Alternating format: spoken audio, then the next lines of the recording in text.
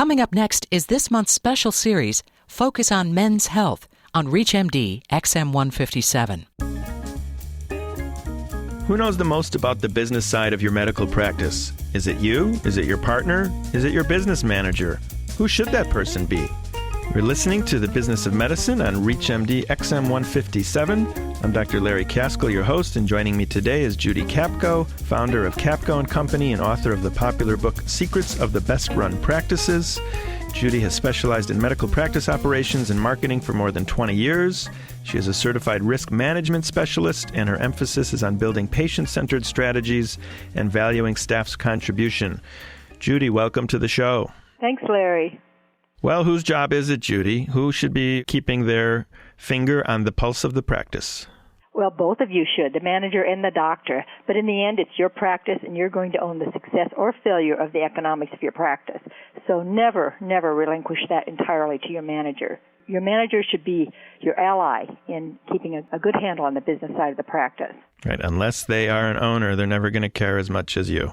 True. Absolutely. So how much can I rely on my business manager to do? I mean, should that business manager be allowed to have access to credit cards, to the checking account, to all the financials, or just certain parts? Well, I wouldn't give a lot of freedom with using credit cards or things like that. I don't actually see a need for it. I see it happening in practices, and I often wonder why. I think it's important for you to make sure that they have access to the reports on your practice. How is your practice performing? Physicians that think if the manager knows what's going on, they're going to want more money, it's just craziness. It's like asking someone to manage your practice without having good knowledge of how it's running in the first place. It's impossible. So they're hamstrung if they don't have access to the data. They can't know how you're performing and know where there are problems. Otherwise, it's just superficial and it's subjective, and we want to get our hands on some objective information. Well, Judy, when you go out and do your thing, what kind of mistake do you see over and over that doctors are making when it comes to minding their own businesses? Well, I see three. And when it comes to the managers, it's either too little or too much trust. And then the third big one is just not looking at data. They need to be looking at data every single month. And managers tell me, good managers tell me, I run these reports, I put them in the doctor's desk, and they just sit there gathering dust. Some of that's because it's just a lot of information, and doctors are very, very busy. And this information is silent sitting at the corner of your desk. It doesn't demand your attention, and therefore it gets ignored. There are employed doctors, and then there are doctors that own their own practices, and there are doctors that care about money, and there are doctors that care about patients. So it's hard to make everybody so focused on the business bottom line when they're trying to not think like a businessman. It's like we're being asked to wear two hats, and we're not trained to do it, and we're not good at it, and we shouldn't be doing both. Well, that may be true, but even if you're an employed doctor, you're working for the money, right? Correct. So when it gets to the money, you still need to know what's the bottom line. And your contribution to a practice as an employed physician is very important to the bottom line, because if you can't help that practice make money, then your ability to earn greater earnings and be more valuable economically to that employer is just the same in a way as it is if you own the practice. Certainly you don't have the bottom line responsibility, but in the end, we're all paid on our performance, and that turns out to be dollars no matter how you turn it. What do you do when staff wants a raise and they don't deserve a raise and their performance is not so great, but yet they think they deserve a raise because they know the practice is doing well? If they don't deserve a raise, my first question is, why are they still there? And it's a very important question to answer, because if you don't think your employees deserve a raise, they aren't a good enough employee to be in your office, or you're not giving them the leadership to be the best they can be. So you better start communicating about performance and holding people accountable and knowing if someone's not cutting it and unloading them. Well, I got a follow-up question. Let's say they want a raise and they deserve a raise, and you can't give them a raise. There's no more money coming in and there's more money going out, and they expect the raise and they don't get it. They don't even understand why they can't get the raise. Well, they don't understand it because they haven't been educated about the practice finances. And, I think that's a real tough question today. So we ask our staff, how can we generate more revenue? Get them involved. This is when you become a team and you say, you know what? I can't possibly afford a raise this year, but you deserve it, so I'm going to look at what the cost of living increase is, and I'm going to honor you by giving you something, but we need to change this for next year. So I need all of you to help me you'll be amazed. They'll come up with ideas on how to save money, even if it means switching to fluorescent light bulbs. They'll come up with ideas that can help you control costs. They'll look for ways to make sure that revenue doesn't fall through the cracks. They become part of your team, and you can reward them for that.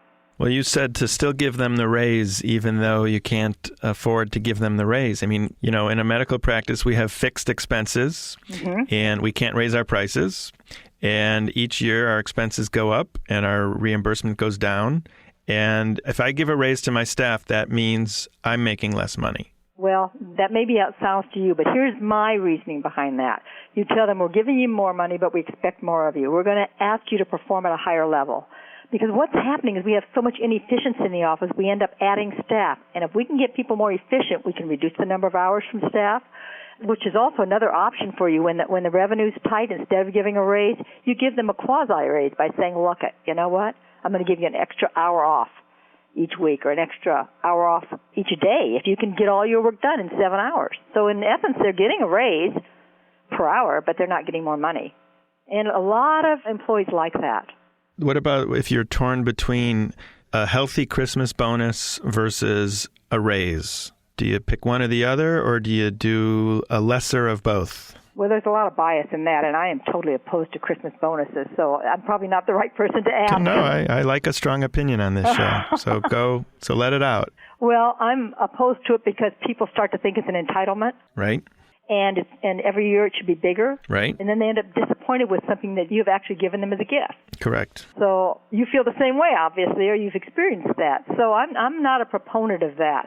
If you want to do something really nice from a Christmas time, let them take a Friday afternoon off. And let them alternate. One Friday let Susie take it. The next Friday in December let Janice take it. And so everybody's got a half day off to go shopping. That's better than giving them the cash. And it doesn't hurt your wallet. And they see it as, honoring their time. All right, let's get back to the business of the practice. What role does an accountant have in a doctor's practice in the year 2007 if everything's electronic and, bank statements are electronic and you have QuickBooks? I mean, what is the accountant really there to do except prepare your taxes now? Well, that's about what they do, and I think that depends on your relationship with your accountant. And unfortunately, too often the physician thinks that this accountant is auditing your records and that you're being protected financially, and that's not their role. They're just putting some numbers to the pen. Their role is certainly to help you look at tax advantages.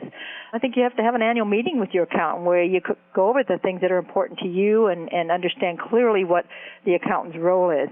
Now, some accountants around the country are practice management consultants, and they're on retainer to do practice management functions for the practice. That's another story altogether.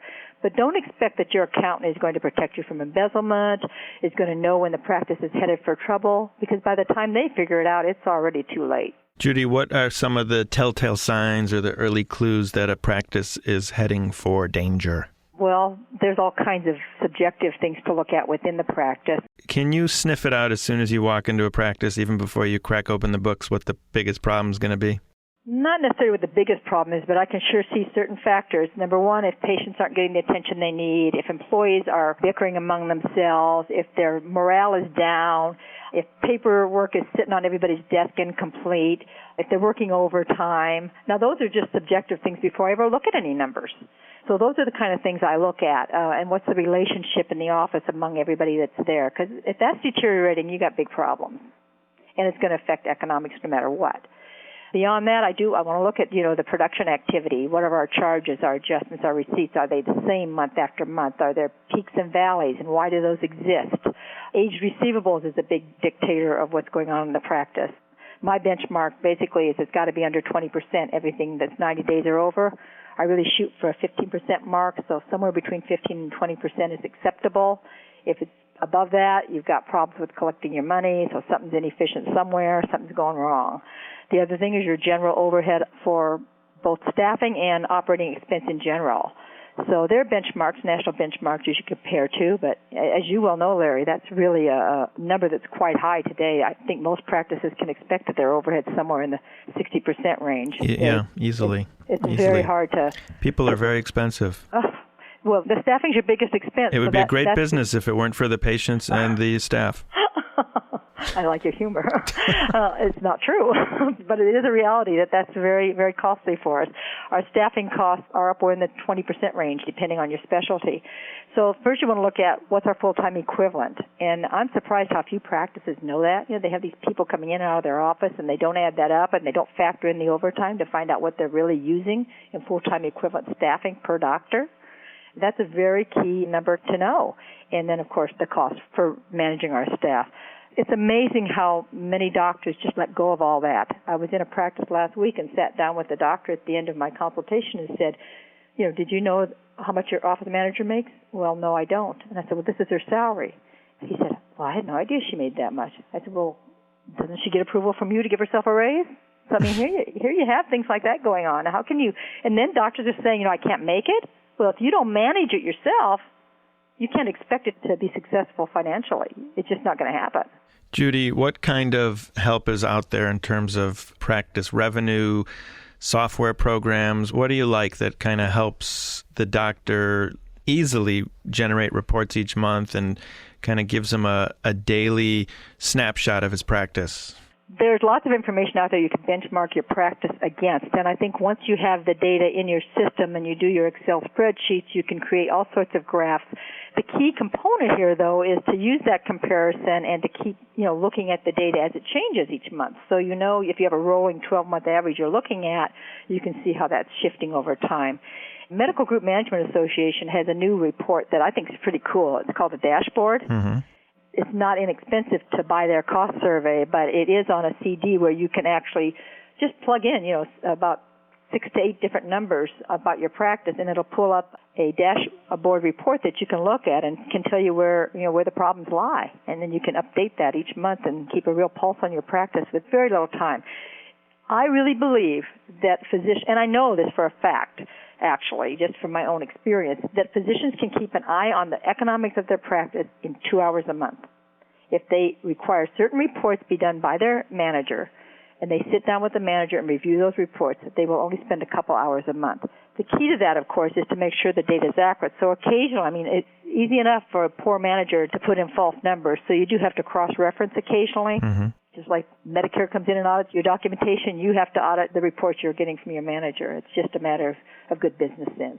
Well, on that note, I'd like to thank Judy Capko for joining us today on The Business of Medicine. Thank you, Larry. This has been great.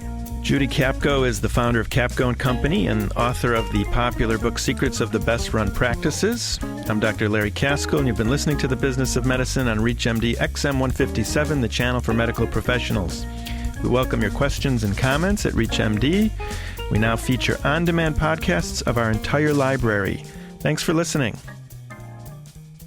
Listen all month as ReachMD XM157, the channel for medical professionals, presents a special series, Focus on Men's Health.